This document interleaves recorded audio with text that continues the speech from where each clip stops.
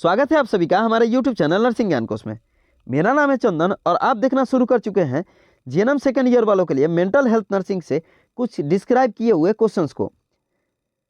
आशा करते हैं वीडियो पसंद आएगा। अगर वीडियो पसंद आता है तो हमारे चैनल को जरूर सब्सक्राइब कीजिए, साथ ही वीडियो को लाइक तथा अपने दोस्तों में भी जरूर शेयर कीजिए।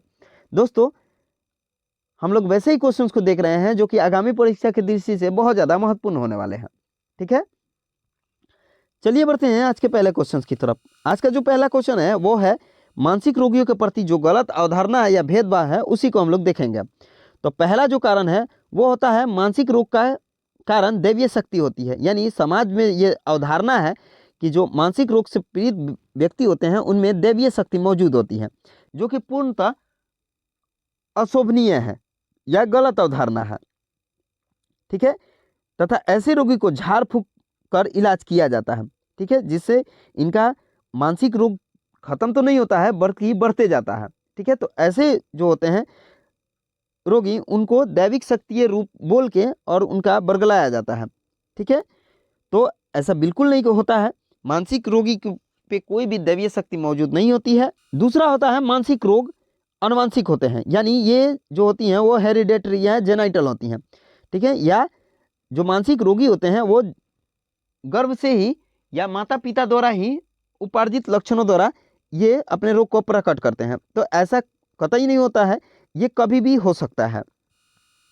तीसरा, मानसिक रोगों का उपचार नहीं है। ठीक है, मानसिक रोग से जो भी पीड़ित हैं उनका कोई उपचार नहीं है, जो कि ये पूर्णतः गलत है। आधुनिक चिकित्सा में इसका बहुत सारा जो उपचार है वो खोजा जा चुका है, यानी इसका पूर्ण रूप से उपचार किया जा सकता है। साथ ही मानसिक रोगी को जो रोग है वो जीवन पर्यंत रहेगा, यानी ये जो इलनेस है वो हमेशा लाइफ लॉन्ग चलने वाला है, जो कि ये कतई नहीं होता है। कुछ कुछ ऐसे पेशेंट होते हैं जिनमें लाइफ लॉन्ग चलता है, लेकिन अधिकांश केस में अगर उचित उपचार मिले तो ये ठीक भी हो जाते हैं। जो होता है वो है मानसिक रोग सामाजिक कलंक होता है। ठीक है, यानी सोशल स्टिग्मा होता है और उनके साथ विचित्र तथा असमान व्यवहार किया जाता है, जबकि मानसिक रोगी का उपचार करवा देने से ही मानसिक रोगी ठीक हो सकते हैं। छठा होता है मानसिक रोग संक्रामक होते हैं, यानी ये एक दूसरे को फैलते हैं। यानी मानसिक रोग से पीड़ित व्यक्ति के संपर्क में आने से ये हमें भी हो सकता है, ऐसा गलत अवधारणा समाज में व्याप्त है, जबकि ऐसा नहीं होता है। साथ ही मानसिक रोगी ज़्यादा खतरनाक होते हैं। ठीक है, तथा इनमें मानसिक रोग उग्र तथा हिंसात्मक होते हैं। आठवां होता है एक समान व्यक्ति कभी असमान नहीं होता है, यानी एक नॉर्मल जो पर्सन होता है वो कभी एबनॉर्मल नहीं हो सकता है, जो कि गलत है। कोई भी व्यक्ति कभी भी मानसिक रोग से पीड़ित हो सकता है। अगर बाय द वे किसी को चोट वगैरह लग जाए तो उस स्थिति में भी वो मानसिक रोग से ग्रसित हो सकता है। ठीक है, तो ये गलत धारणा हमारे समाज में व्याप्त है। साथ ही मानसिक रोगियों का उपचार केवल पागल खाने में ही संभव है। ठीक है, जो भी मानसिक रोगी हैं उनका उपचार केवल पागल खाने में ही है, ऐसा कतई नहीं है। इनका उपचार किसी भी साइकाइट्रिक के पास किया जा सकता है। साथ ही मानसिक रोगों का व्यवहार हमेशा विचित्र होता है, जबकि मानसिक जो रोगी होते हैं वो कभी कभार साधारणतः जो नॉर्मल लाइफ है उस तरह का भी व्यवहार प्रकट करते हैं। साथ ही मानसिक रोगों का संभावना बच्चों व वयस्कों में कम होता है और बूढ़ों में ज़्यादा होता है। अर्थात मानसिक रोगों की संभावना जो होती है वृद्धों में ज़्यादा होती है और वयस्कों या बच्चों में कम मानी जाती है, जो कि गलत है। ठीक है, सबसे अधिक जो मानसिक रोग से ग्रसित होते हैं वो 18 से 25 वर्ष की आयु में होते हैं। ठीक है, यानी एक शोध हुआ था जिसके अनुसार सबसे अधिक मानसिक रोगी जो है वो 18 से 25 वर्ष के आयु में मिले हैं। साथ ही समय के साथ साथ मानसिक रोगी ठीक हो जाते हैं, जबकि ऐसा नहीं होता है। जब तक कि उनका इलाज ना हो तब तक ये लक्षण या इनके रोग जो होते हैं वो बढ़ते जाते हैं। इसीलिए किसी भी गलत अवधारणा से बच कर उपचार कराना चाहिए। अगला है मनोरोग नर्सिंग के सिद्धांत, यानी प्रिंसिपल को हम लोग देखेंगे, जो साइकाइट्रिक नर्सिंग के महत्व बताते हैं या उनके सिद्धांत होते हैं। तो पहला, रोगी को उसकी वास्तविक स्थिति में स्वीकार करना चाहिए, यानी जो जैसा है रोगी उसी तरह स्वीकार करना चाहिए। गंदा है या गाली दे रहा है या हिंसक है तो उसको उसी तरह स्वीकार करना चाहिए। साथ ही चिकित्सीय उपकरण के रूप में स्वयं को समझ को काम में लेना चाहिए, यानी जो भी खुद का नॉलेज है उसको हम लोग थेरेपेटिक टूल के रूप में उपयोग करते हैं। साथ ही रोगी में सुरक्षा की भावना बनाए रखने के लिए सतत व्यवहार करना चाहिए, यानी एनपीआर जो नर्सिंग पेशेंट रिलेशनशिप है उसको भी विकसित करके रखना चाहिए।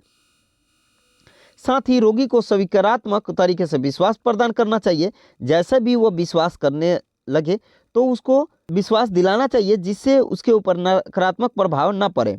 साथ ही रोगी के व्यवहार में बदलाव भावनात्मक अनुभवों के आधार पर लाना चाहिए, यानी इमोशनली उसको कुछ ऐसे बिहेवियर दिखा के और उसके बिहेव में परिवर्तन लाना चाहिए। साथ ही रोगी में अनावश्यक चिंता की वृद्धि को रोकना चाहिए। अगर किसी प्रकार का वो चिंतन कर रहा है तो उस स्थिति में भी उसको चिंतन करने से रोकना चाहिए। साथ ही उपचारात्मक एवं यथार्थवादी नर्स रोगी संबंध को बनाए रखने भी जरूरी होता है, जिसमें अच्छी कम्युनिकेशन स्किल का भी होना बहुत ज़्यादा जरूरी होता है। अगला, रोगी के व्यवहार को समझने हेतु वस्तुनिष्ठ व अनिर्णायक दृष्टिकोण रखना चाहिए। ठीक है, यानी उसके व्यवहार को समझने के लिए objective and non judgement attitude को रखना जरूरी होता है। साथ ही शारीरिक तथा मौखिक दबाव से यथासंभव बचना चाहिए। ठीक है, मरीज को किसी भी तरह के शारीरिक तथा मौखिक दबाव से भी बचा के रखना चाहिए, जिससे वो अवसाद से ग्रसित न हो।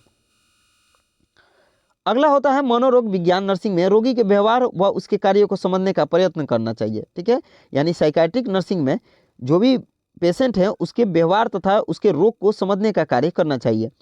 अगला है रोगी के ज्ञान स्तर के अनुसार उसके देखभाल में काम आने वाली विधियाँ उसे समझानी चाहिए। ठीक है, जो भी अपने स्तर का ज्ञान है उसको रोगी की देखभाल में लगाना चाहिए और उसको अच्छी तरह से उस विधि के बारे में समझाना चाहिए। तथा नर्स द्वारा रोगी के देखभाल के समय नर्सिंग के मूल सिद्धांतों का पालन करना चाहिए। जो भी नर्सिंग के मूल सिद्धांत है, जो भी प्रोसीड्यूर के सामान्य सिद्धांत हैं, उसमें नर्स द्वारा उसको उपयोग में लाना चाहिए, जिससे उसको अधिक से अधिक स्वास्थ्य लाभ मिल सके। साथ ही अन्य सिद्धांत भी होते हैं, जिसमें नर्स को एक अच्छा श्रोता के रूप में रोगी के विचारों को सुनना चाहिए। नर्स द्वारा रोगी से वार्तालाप उद्देश्यपूर्ण होना चाहिए और नर्स को रोगी में हमेशा व्यावसायिक रुचि होनी चाहिए, ना कि व्यक्तिगत। ठीक है, यानी जो भी अगर थेरेपी दे रहे हैं उसके बारे में अच्छी तरह से समझ ज्ञान होना चाहिए। साथ ही नर्स पेशेंट रिलेशनशिप को अच्छी तरह से प्रगाढ़ बनाना चाहिए। आज के लिए बस इतना ही। आशा करते हैं वीडियो पसंद आया होगा। अगर वीडियो पसंद आया है तो हमारे चैनल को जरूर सब्सक्राइब कीजिए। साथ ही वीडियो को लाइक तथा अपने दोस्तों में भी जरूर शेयर कीजिए। अगर आप इस वीडियो से संबंधित पीडीएफ को देखना चाहते हैं तो हमारे डिस्क्रिप्शन बॉक्स में लिंक मौजूद है, जिस पे आप टाइप करके पीडीएफ को देख सकते हैं। मिलते हैं नेक्स्ट वीडियो में, तब तक के लिए धन्यवाद।